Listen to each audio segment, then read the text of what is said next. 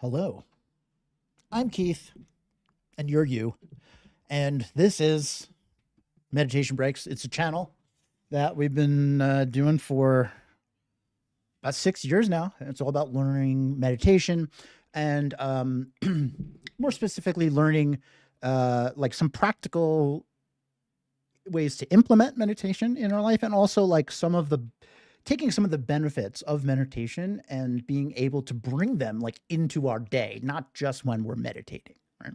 Um, so each week here we focus on a specific topic, an idea or a concept that we can kind of relate to in our life, and then think about how meditation can kind of coincide with that, how it coincides with that.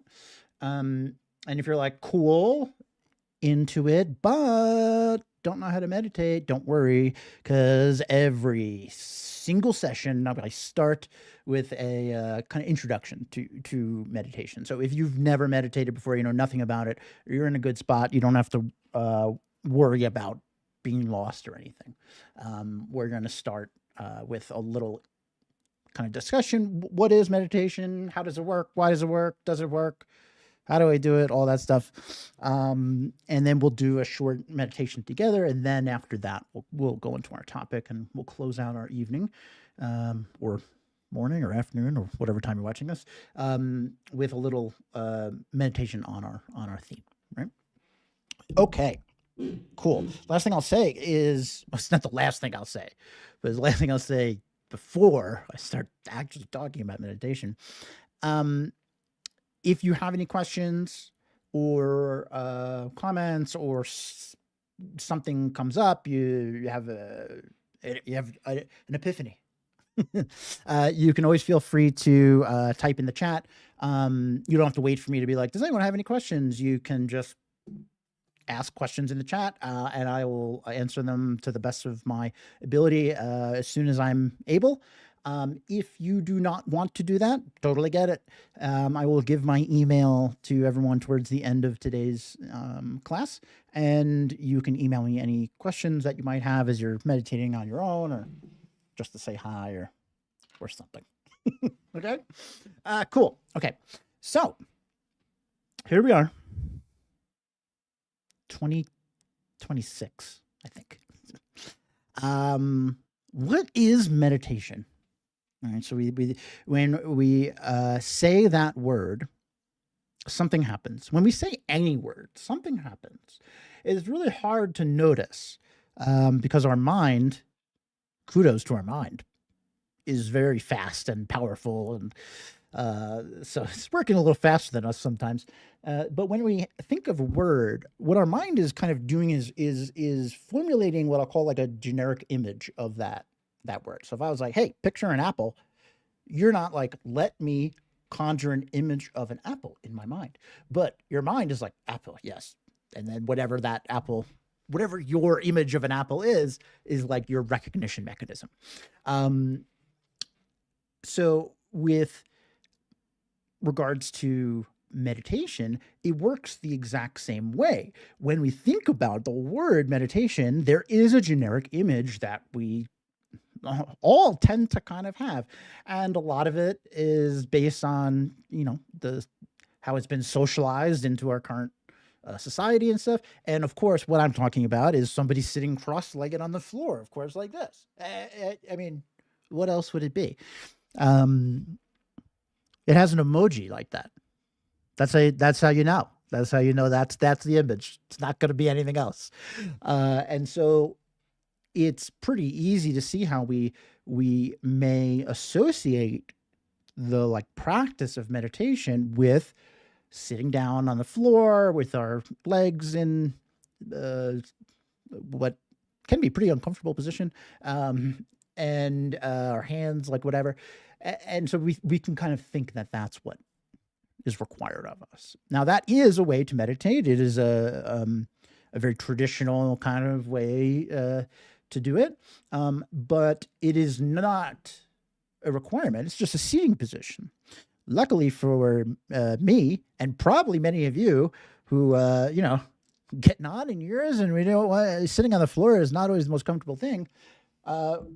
it is not a requirement to do that. So like when we think about meditation, it's almost like we define it as that image. But really what meditation is, all it is a technique that we can learn to become really familiar with things. And by things, I mean anything, right? Feelings, emotions, visual, anything. And you might be like, okay, cool. Like, who cares? And it's honestly, it was my first comment. I'm like, okay, what does that mean? Familiarity is kind of this hidden underlying force that plays a massive role in our life, how we approach our day, how we the things we think are good and bad, desirable, not desirable, all that. It's all based in around this idea of being familiar with things. Right?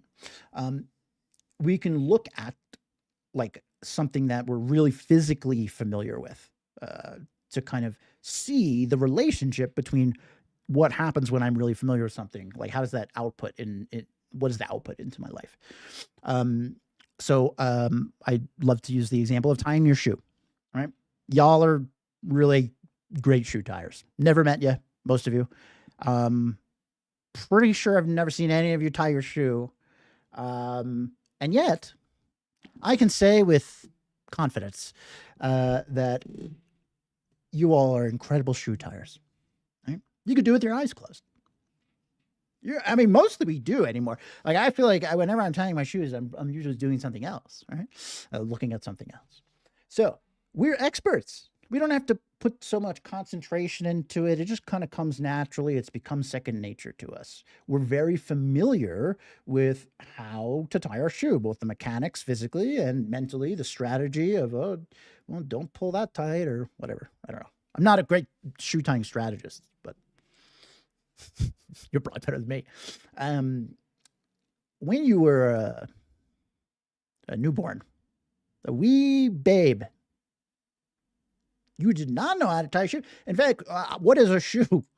You were born even having that vocabulary. Don't even know what that is, unless you were born wearing shoes, which would be interesting.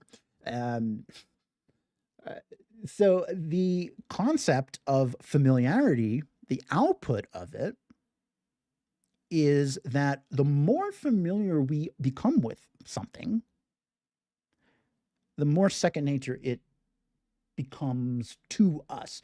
Starts to flow a little easier. All right. We don't have to put as much concentration or effort into kind of that activity or thought or feeling or whatever. Right. That concept, the output of familiarity, is true for no matter what we are familiar with. So when we learn a new language, right, at first, you get no idea what's going on. And, I'm currently speaking in my primary language. And so I can do it without really thinking too much about the words and the grammar and whatnot, right? Because I'm so familiar with it. It's flowing very easily. That is what we're doing with meditation. Meditation is a wonderful tool for helping you start to decide what do you want to be familiar with, and then kind of catapulting that work. And you might be like, well, I'm here to relax, and meditation is often sought after for such things. And we probably what happens is we meditate, we're feeling nice and relaxed, we're like, man, meditation relaxes me. There, I found it. If I meditate, I'm relaxed. It's that simple. But really what meditation is doing is it's not relaxing you. It is teaching you to become increasingly more familiar with relaxed you, that version of you that is relaxed. We all have that version of us. We want it to come out more, I'm assuming most of us do. And we're here to kind of help that if we're here to learn how to be more relaxed, right? But the concept that is really important to understand is that meditation is not just like conjuring relaxation. You already have it. You have everything you need to be relaxed. You've done it before. You could do it again. What meditation is helping you do is become so familiar with being relaxed, if that's what you want to focus on. Then what happens? Just like learning to tie your shoe, it starts to show up easier, flow easier. Being relaxed starts to become more your default instead of being agitated or anxious and whatnot. So that is really what we're doing here. Is we're learning a technique to start to choose what we want our mind to be familiar with, so that that thing shows up in our life more with less effort. Right? So you think about something like getting frustrated. We do not need to try to get frustrated, right? No one has, I've never heard anyone say, hold on a second, I'm in like the best mood ever, and I really want to get frustrated here. I just need a little time to do it. No, we're having a great day, something happens, and we're like, ugh, instantly. Right? Patience, on the other hand, which is kind of like the opposite, opposing force or whatnot of frustration or anger. Sometimes we do have to try really hard for that. And this isn't because we are inherently not patient or something. Our mind just had more practice getting annoyed at things than being super patient. And our mind kind of does what it's used to. It does what it's familiar with. And so it's kind of like a pet. Like we have to train our pet. Like if you have a dog and you get a new dog, and then years go by and you've always had the dog will always jump on the couch and be like, oh, come here. And then all of a sudden, I don't know why, you're like, it can't go on the couch anymore. And the dog will be like, what? I've always gone on the couch. Right? It's very familiar with doing that. This is our mind. We're starting to teach it. We're trying to have it recognize what we are familiar with, and then decide if that is something that we want to work on to make it more familiar with something else. Cool. Sounds great. Great elevator pitch. Doot, doot, doot, doot, doot. That's my elevator music. They need more elevator music. You don't hear it that much anymore. How do we meditate? How do we do this thing? So if you have ever meditated before, I bet you've tried breathing meditation. It is one of the most common styles of meditation that is introduced for newcomers to the practice.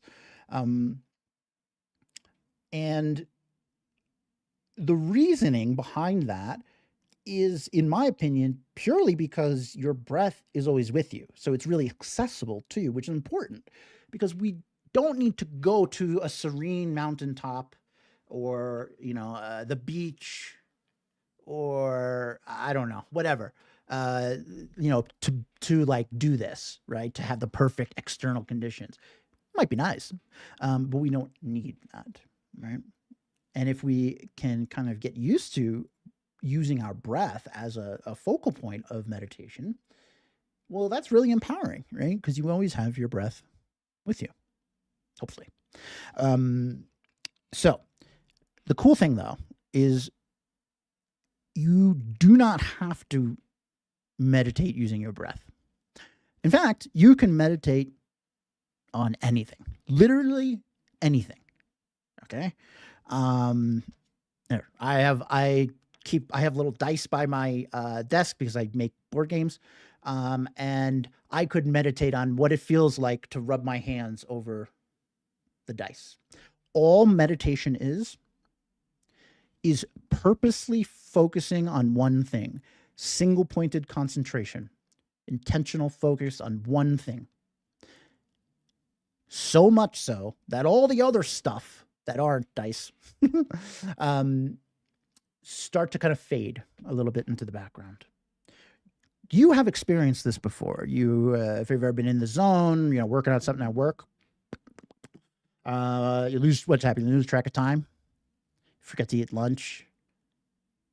You have like a chronic if a chronic elbow pain, I don't know why I picked elbow, chronic elbow pain, and then you like forget about it, right? It's not that you're cured. Unfortunately, your elbow still has your chronic pain, but it's your mind is so focused on this task that there's almost like no room for it to kind of think about your elbow or whatever, you know. And this is a kind of meditative experience. And what we're doing is trying to teach our mind, hey, you can do this like when we want to, right? There's benefit to doing that. So essentially, we're just not multitasking, and that's a lot easier said than done because talk about familiarity. Our mind is so familiar with multitasking because we do it all the time. I'm doing it right now. I'm talking and I'm moving my hands. It's not just because I'm a Long Island Italian. It's like, my mind can do this. This is crazy that my mind can do this. And it's very used to doing this. It's so natural that I didn't even notice it until I just said it. I've probably been doing it constantly. I'm still doing it. So this is like how familiar our mind is with multitasking that it just kind of does it. Now, when we are like, hey, we're going to focus on one thing, sometimes our mind's like, why? What the heck? Why can't I go on the couch anymore? Like the same thing. So all that to say, this takes time. It's a practice, just like anything else, just like learning a new language, just like whatever. It is a slow burn practice. Okay. Let's meditate together. And you might be like, okay, how? 3 steps. Step 1, we're going to actively choose to focus single pointedly on our breath in this case, because we're doing breathing meditation. All I mean by this is we're kind of just making a little promise to ourselves, setting a goalpost. And that goalpost is quite simply, for the next few minutes, I am going to focus exclusively on my own breath to the best of my ability. That's it. Even if you don't believe it, right? We're just kind of setting that in our mind. Seems maybe like not unnecessary, I know. But like I was saying before, we've had meditative experiences. It's just not really, it's not always when we want them to. And so this is kind of the preamble to start showing ourselves and our mind, teaching ourselves that we can actively choose to do this if we want to. So that's step 1. Step 2 is then we're gonna do it, right? We're gonna focus on our breathing single pointedly. And whenever you notice that you're no longer 100 million thousand whatever gazillion percent focused on your own breath, like it's maybe you're thinking like, oh, what was that sound? Or like, oh boy, I got a pizza waiting for me after this class. I wish. Whenever those thoughts come into your mind, they will, totally natural. We're just going to say not right now to them, right? Those thoughts are not bad. They are not unwanted. They're not intrusive. They're not wrong or whatever they are. They're just thoughts, just not now. That's kind of like the attitude that we can take with these thoughts. Not now. And then step 3, after we notice that our mind had been drifting in that way, is to purposely bring it back to focusing on our breath. Choose to focus single pointedly on something.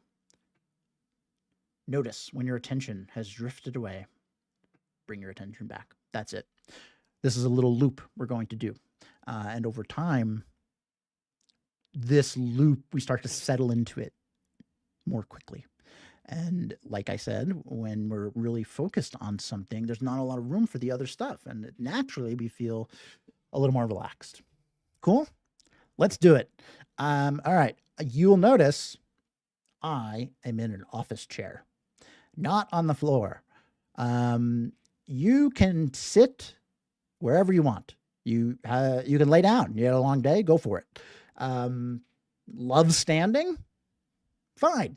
Do whatever you want. You do not need to sit down on the floor, though I'm not discouraging you from doing that if that's something that you're into. Just get comfy. Doesn't have to be like unbelievably comfy, slippers and a robe, but just not uncomfortable, right?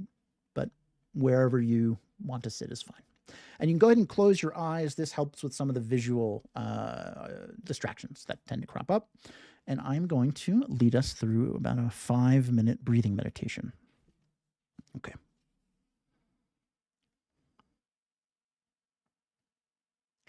Whenever we start a meditation, take a moment and check in with yourself. Actually ask, how am I feeling right now? What's my mind up to? Maybe you're noticing that your mind is feeling a little lethargic. Had a long day. Or maybe you're noticing your mind is perky, energized. Maybe you're noticing your mind is feeling a little sad. Or maybe happy. Whatever you are experiencing and noticing is perfect. There's no right and wrong, good, bad here. We are just observing. This is a really important step in meditation. It's something known as mindfulness, which you likely have heard before. Mindfulness is an active awareness of your own thoughts on a moment-to-moment basis, of being able to respond skillfully to those thoughts, whatever they are. And that starts with noticing.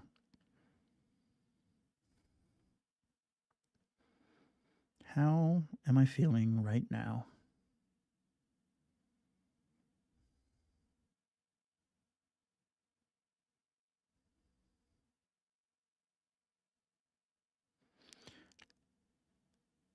Having checked in, we can now set an intention, a goal, a wish, a promise to ourselves.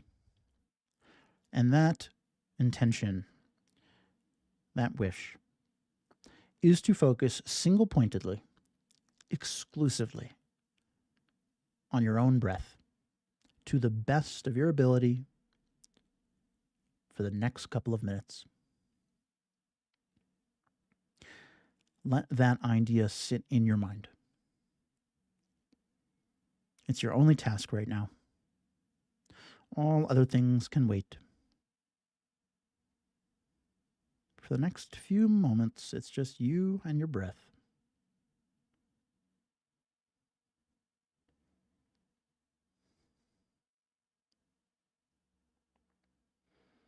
And with that promise made, we can act on it. You can turn your full, undivided attention to your own breath, in and out, very gently and very naturally.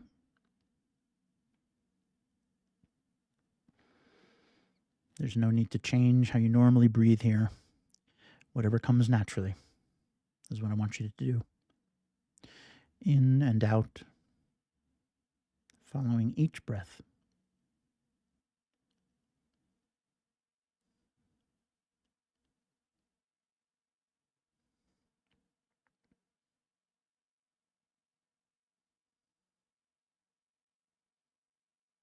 And after a little while, very often our mind, we might catch it wandering a bit. It's starting to default back to its multitasking ways, thinking about something other than your breath. Maybe something you have to do later after this class ends, or something that happened earlier today. Whenever you notice that your mind has drifted in this manner, we can just say, not right now, to those other thoughts. We will get to them later. You can actually imagine yourself picking up those thoughts, placing them beside you into like a waiting room. And with those thoughts waiting patiently, you can then choose to bring your full attention back to breathing in and out gently, naturally.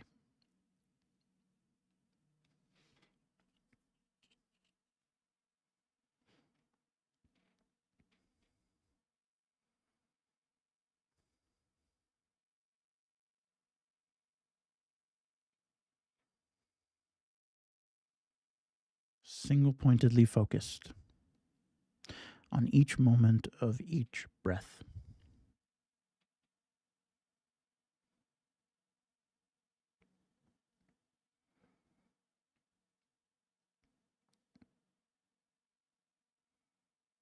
When we actively focus on something, one thing, something cool happens. We start to notice some subtleties about that activity, about that thing we're focusing on.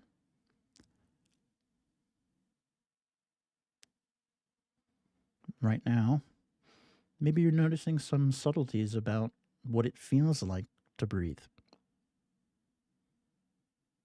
Whenever you breathe in, you can feel the air. It feels cool temperature-wise. You can feel it right on the tip of your nose.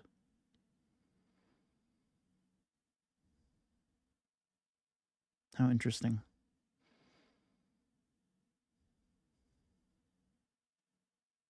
And then when you breathe out, well, that air is no longer cool. It's warm, isn't it? How interesting.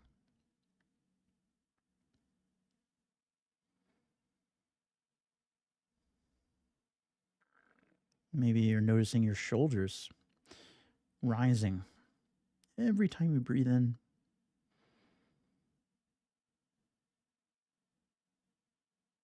And then falling gently every time you breathe out.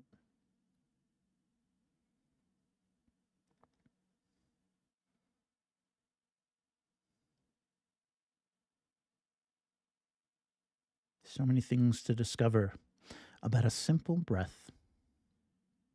These things, they're always there. But our mind is often thinking about a lot of things, and it's hard to notice. It's pretty cool that we can slow down and notice the subtleties of something as readily available to us as simple in-breath and out-breath.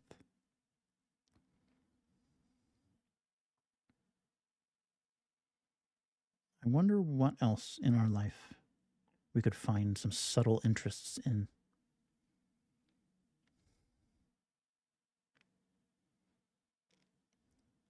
Breathing in, breathing out. Very gently and very naturally.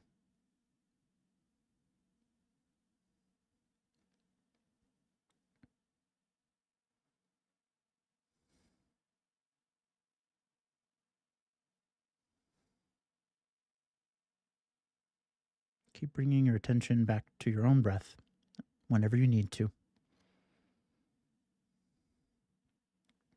This process of choosing to focus single pointedly on your own breath, noticing when your attention drifts from that, and then being able to guide your attention back. That is breathing meditation. You are meditating right now. You're training your mind. You're training your mind to focus on what you want to focus on.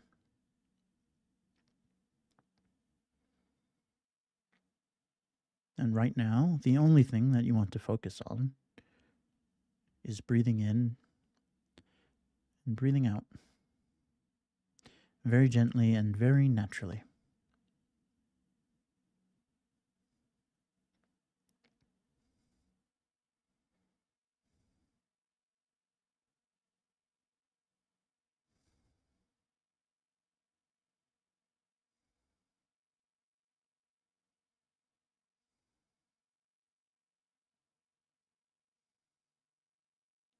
Just for the last few moments here, just enjoy sitting, relaxing with your own breath. No need to think about too much at all. Just take a little time for you.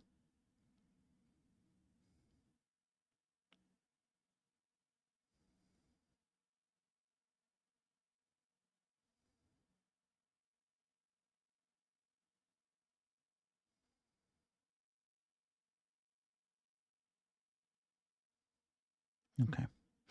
And whenever you are ready, you can open your eyes.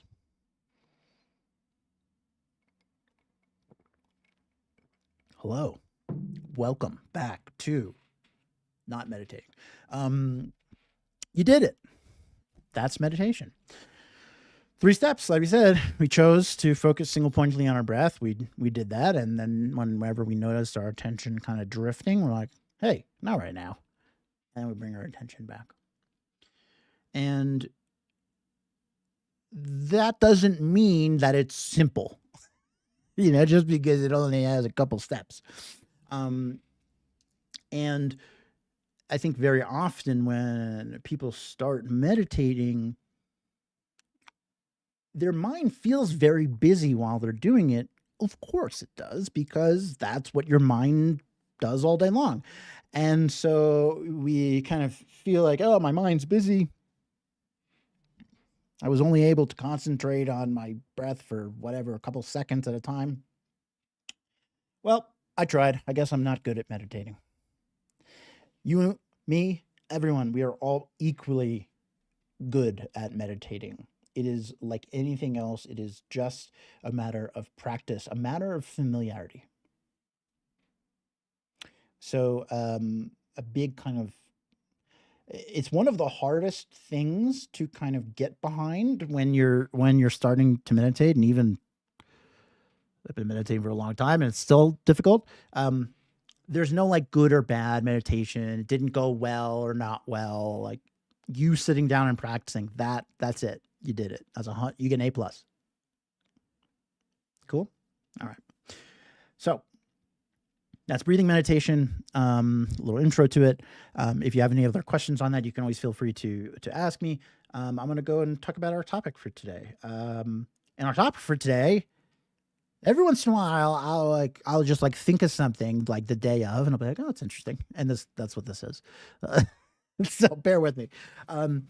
So we're talking a little bit about how the concepts of objectivity and subjectivity like how it plays into our life.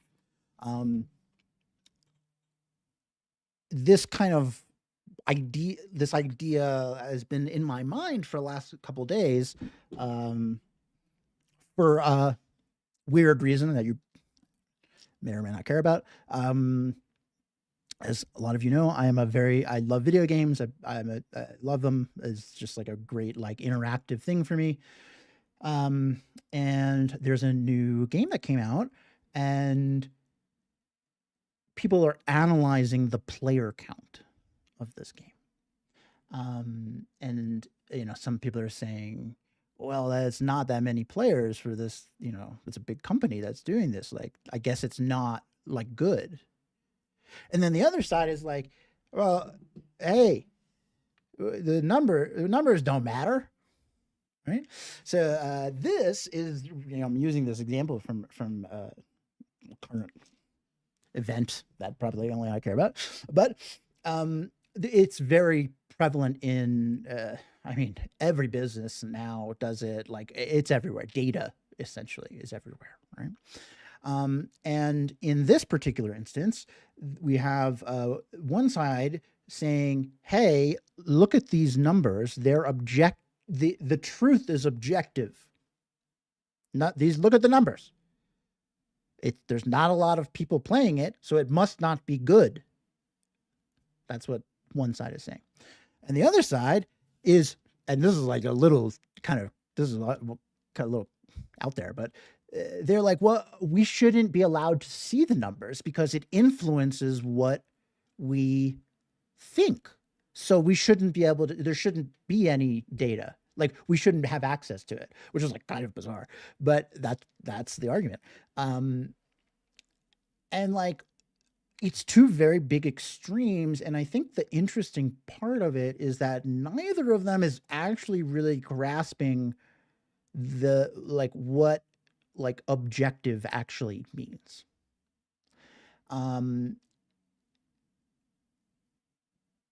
Like subjective is if you and I were going out to eat and you're like, oh, let's order olives. I love olives. And I go, no, I don't like olives.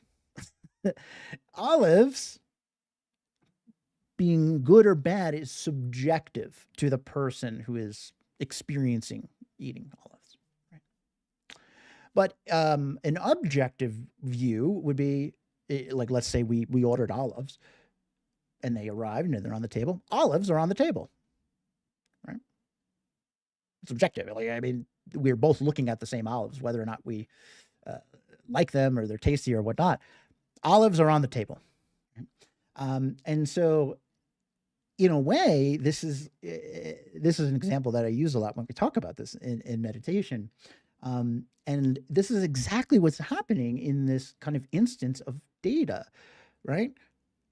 People are taking numbers which are objective, right? 2 is 2.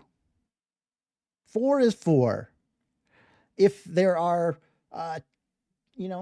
500 people playing a game right now, then 500 people are playing a game right now. Those like that, the numbers, the math of it is like this objective thing. It's akin to olives around the table. But as soon as we go any further than that, think about it, even at all, like put any brain power beyond, 500 players are playing or whatever, it starts to not become objective. It starts to become subjective because we, the people experiencing it, bring that subjectivity into it. Olives are neither good or bad. Olives are olives. Always and forever. Whether or not they're good or bad takes you and me, right? Takes the subjective nature of our opinion about it, taste buds.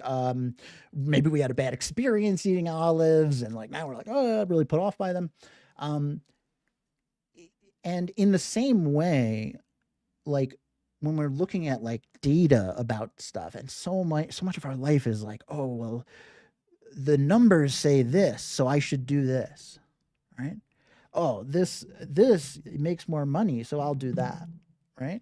But the numbers are just numbers, and that is like totally fine, because without like subjectivity, those numbers are absolutely useless, right?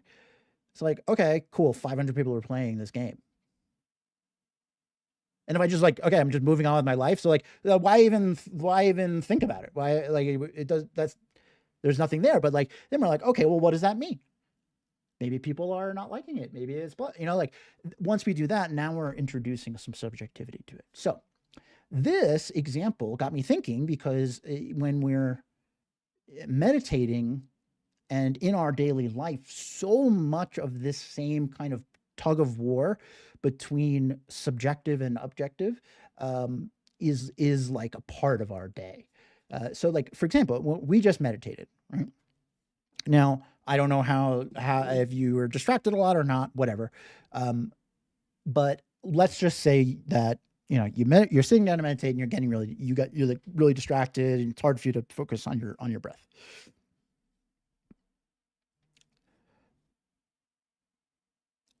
The kind of like olives on the table objective view is, my mind wandered. It did, right? We sat down and we said, I'm going to focus on this one thing. And then at some point our mind wandered. There's like there's objective truth to that. But what we do then is we start to interpret that data. We start to say, well, okay, well, that means that I'm not good at meditating, or that was not a good meditation, or it doesn't work. Right? So we're like, as soon as we analyze it any further, now our own kind of subjective opinions are start to formed on that. And again, that isn't a bad thing. In fact, it's like, it can be really helpful for understanding, like, well, why do I immediately think I'm not good at this just because I didn't do it on my first try? Like, that's a really like important thing to think about. And you can meditate on that. And it's the same like pull. We think like instinctively, oh, I get distracted when I meditate, so I'm not good at it. We're like presenting it as an objective truth, but it is not. It is totally subjective. Um, Another example, uh, not meditation related. You're driving, really cool, one hand or whatever, and somebody cuts you off, right? And you're like, ah, what a jerk! I can't believe it. Why they like what a jerk? So in this situation, the objective kind of truth is that you were cut off. You were driving, and this car went in front of you unexpectedly, right? That happened. You can't argue that the car was over here and then and it came over here. You're not like, I think we can agree on that. But what we do is then we start to interpret that data. Well, that means that person is a jerk. That means that person's inconsiderate. All right. Almost like that person did it on purpose. When truthfully, we don't know that. It may be, but also maybe not. Maybe like a little spider fell from there, and they swerved. Or, they're rushing to the hospital or something to go see a loved one who is hurt. And like, they just weren't thinking, like we've all cut somebody off by accident. Like it doesn't objectively make us bad, right? It's just, do we view it as they are inconsiderate and bad, or do we acknowledge the fact that that determination is fluid? We don't know, essentially. And this is exactly, I think, where there's like two sides of this argument in the game thing is like really, they are struggling to kind of come to terms with this like mutual understanding in that numbers are numbers. It doesn't mean that a game is good or bad, but it does mean that this many people are playing it. And so like you can interpret some sort of like sales figures from that or whatever, who cares? But like it's the same thing. It's the same concept. And in our life, we very much kind of want objective truth. It is something that we seek after. We seek. If you work at like a company or something that has like analytics or whatever, they're like, oh, tell me what the data says, and then if you tell me what the data says, then I'll know what to do. That's like kind of what you think. But the data is numbers. The data is data. Knowing what to do is when you're imbuing subjectivity onto it, which again is totally fine. We have to do that. Those things live together. And that is at the core of the takeaway from all this, I think, is that those two things, they not only can live together, they have to. And without one another, they are nothing. And so when we are meditating, right, we can like acknowledge that our mind has wandered, like objectively, and then we can also be like, these are some of the feelings that maybe are coming up for that, the subjective nature of it, and that's that. Like those two things are existing together, right? We can kind of view them as two entities, and then we can move on and don't have to go any further than that. And this is a really, really hard thing to do. It's super hard to do. It feels impossible. Because why? Because we are X number of years old and we have really become very familiar in thinking in certain ways. This is good. That's bad. This is whatever. This is what success looks like. This is, not. And it's really hard. Just like it's like learning a new language, right? It's like, we've been thinking this one way. And so what I want to do with our meditation to close out our evening tonight is to do something very similar to what we just did. We're going to do some breathing meditation, right? But what we're going to kind of keep an eye out for is this like objectivity subjectivity relationship, right? And I'll be guiding it, so you can just follow along with what I'm saying. But we're going to do essentially the same thing, but we're going in with with a kind of new purpose, a little add-on. And the goal here is to be able to start to recognize things that are objective versus subjective, and not like demonize one or the other, or even desire one or the other, but just to notice. We're just noticing. All right. This is something in old meditation land they call wisdom, knowing the way things are as opposed to the way they appear to be. Olives appear to be very tasty, but not everyone feels that way. So olives don't exist as inherently tasty, essentially. Okay, so let's do a little meditation. Thanks for indulging me on my I was like thinking about it all day. I don't know why. But I don't know. It's cool. This is one of the cool things about meditation is it's just thinking, and all of there's signs of all the things that we learn here in our kind of normal day. And that was just, I mean, I'm just like reading the news, like media news, and then I was like, oh, that's interesting. That's kind of like what we were talking about. Anyway, so go ahead and get nice and comfy. If you were like, man, that last seat was not great, you can go ahead and change. Do whatever you want. Go ahead and close your eyes, and we're going to do another little short meditation together. Okay.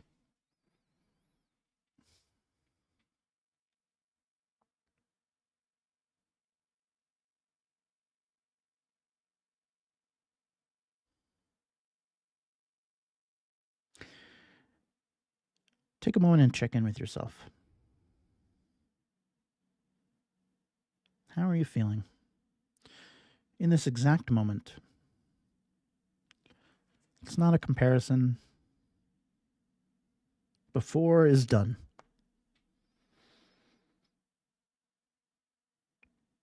Just now. How are you feeling? What's your mind up to?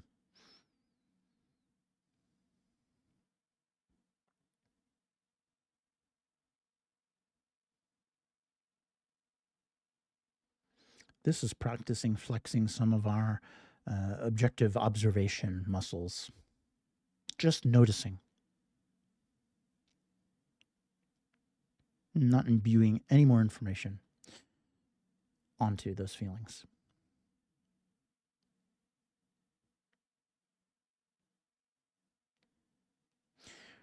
Having checked in, you can now once again make a promise to yourself.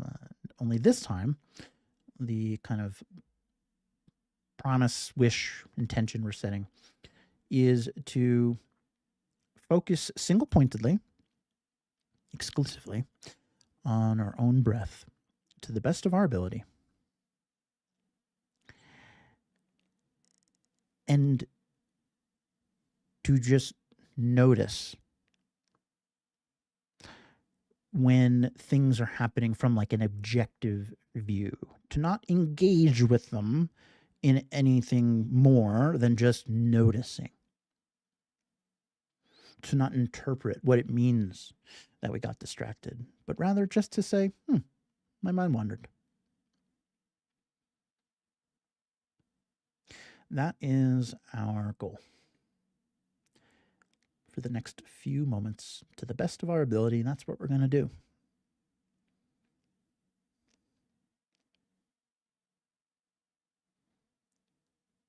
And so let's do it.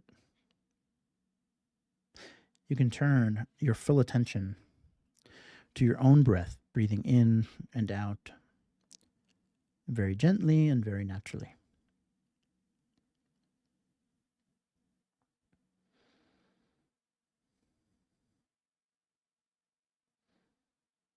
right away here. Sometimes we start to wonder, am I doing it right? Should I be breathing through my nose or my mouth? Doesn't matter. Just do what comes natural. And if you're thinking those things, we can just acknowledge, hey, I'm not sure if I'm supposed to be breathing through my nose or my mouth. Just leave it at that.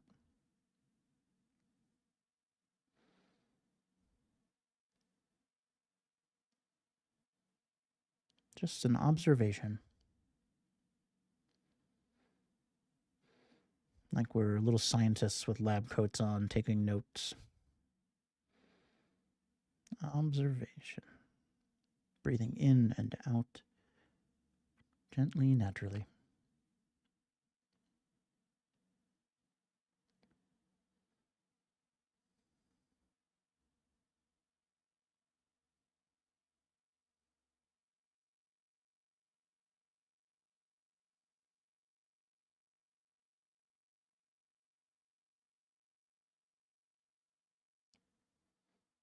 You can check it again. Where's your attention? Is it still fully on your breath? Or, if we're being honest, has our mind started to wander a little bit?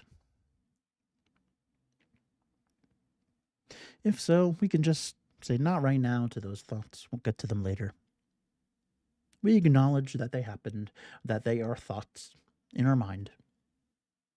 And that's it. We don't need to interpret them. They just are. And we'll get to them later.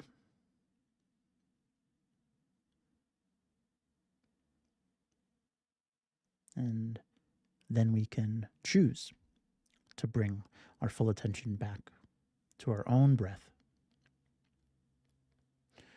to watching each breath move in and out of our body.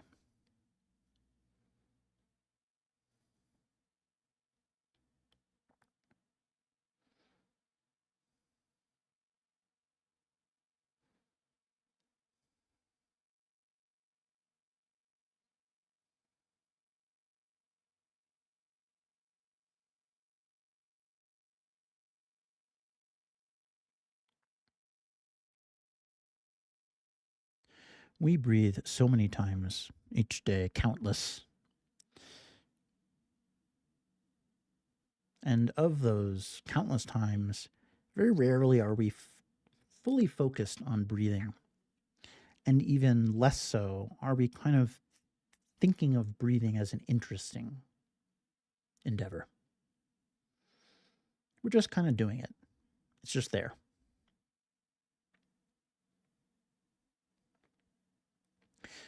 Is breathing interesting?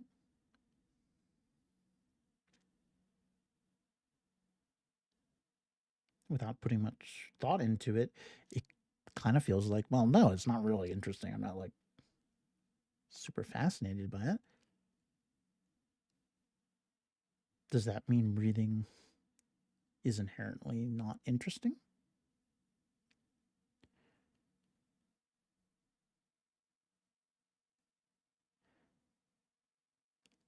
What if we chose to focus single pointedly on your own breath every time you inhale? What if you imagined you were watching that air being slowly pulled from the atmosphere? Visualize it entering your body. Feel it moving through you.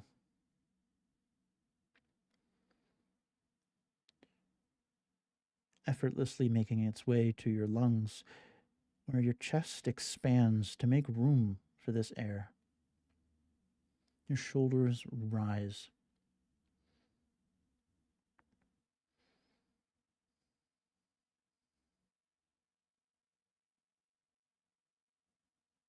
These are some of the sensations of breathing in.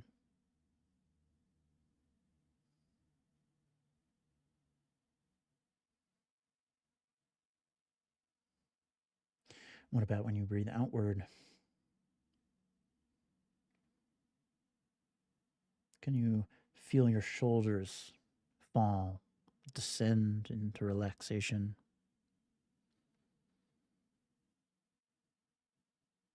And you feel your chest contract, gently pushing that same air that you breathed in back through your body, effortlessly moving. Can you watch that air as it exits your body?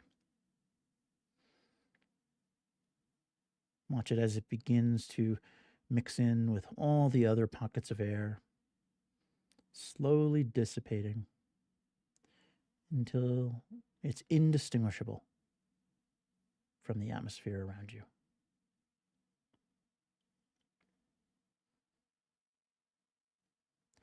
This is breathing out.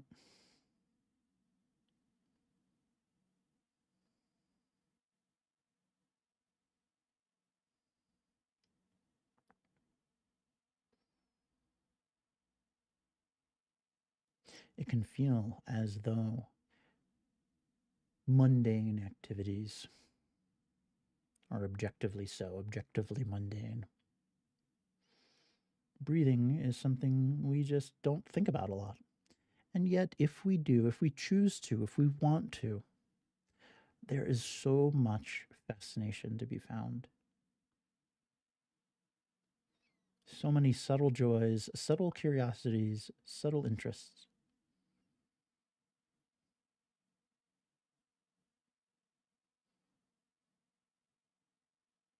Your breath, being interesting or not, is completely subjective.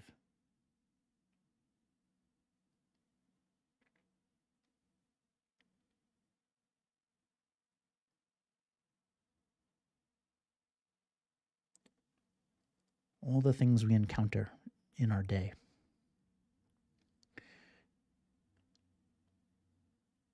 can be interesting or not, thought-provoking or not. And that is up to us. And that's cool.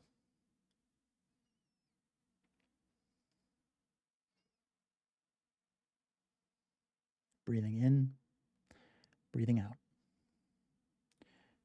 Very gently, very naturally.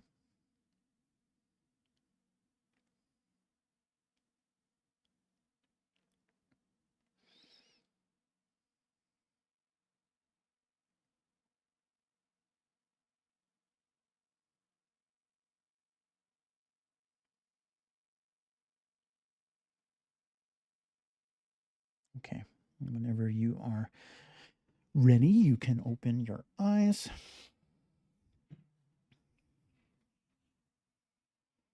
Almost like a little delay when I'm like streaming, and so every time I like open my eyes or I meditate, I like look at myself and I have still my eyes closed, and I always look so strange. Whatever. Awesome job. So again, same kind of steps that we did the first time, though we were layering on some more thought to this, right? And starting to kind of like extrapolate from a simple breathing meditation, these kind of fundamental like life realizations, like, oh, like, you know what? Like my breath can be interesting. If I want it to be, if I choose to focus on it, to find those things. And this is something we can kind of look out for in our day-to-day life, because it's everywhere. And that is a really good way of like functionally bringing in meditation into your life, even if you're not sitting down formally meditating or whatever, thinking about these things. Cool. Okay. Hopefully you found that to be enjoyable, thought-provoking, slightly entertaining, or all of the above. If so, great. Come on back next week, same time, channel. We'll do some more meditation stuff. Thank you, Tracy. Appreciate that. Thank you, Shelly. Appreciate that. Come on back. If you are like, whoa, okay, Keith blew my mind. Usually doesn't happen, but I don't know, maybe. And you're like, I would really like to kind of explore anxiety. All right. I do private one-on-one meditation classes. If that is something that's interesting you, you can just email me, and we will find a time to meet. I do it all virtually. It's very laid back. It's pretty casual. So if that is interesting to you, or you just have any questions that you want to ask me, here's my email. It is Keith. Oh boy, don't misspell it. Keith at meditationbreaks.com.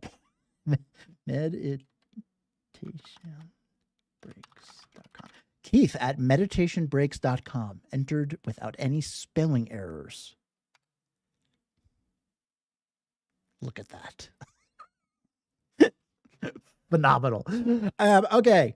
That's my email. Email me if you're interested in doing a one-on-one, or just saying hi, or you have some questions about meditating on your own, or I don't know, whatever. And I hope everyone has a really wonderful week, and I hope to see y'all next time. Thanks for being here. I love teaching, and it really does mean a lot to me that you're taking time out of your day to be here with me. So thank you. And I will see you guys next time.